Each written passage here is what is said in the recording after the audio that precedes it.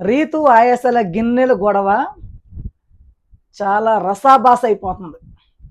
ఒక గిన్నె కోసం ఆయేష కావాలని గొడవ పెట్టుకుంటుంది.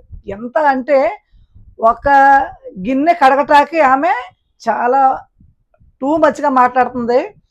తను పక్కన పెట్టమని చెప్పినా సరే రీతు ఎన్ని చెప్పినా కూడా ఆయేష వినిపించుకోవట్లేదు. కయ్యానికి కాలు దూవుతుందనిపిస్తుంది.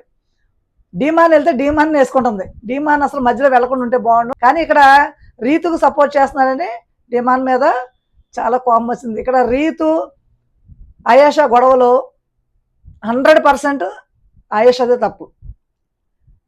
గిన్నెని పక్కన పెట్టేస్తే అయిపోయాక ఎవడు కడుగుతాడు, రాత్రి గిన్నె నేను ఎందుకు కడగను, పొద్దున గిన్నె నేను ఎందుకు కడగను అని షింక్ దగ్గర గొడవలో కావాలని పెట్టుకుంటుందని నాకు అనిపిస్తుంది.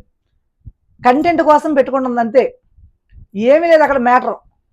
రీతుని టార్గెట్ చేసింది.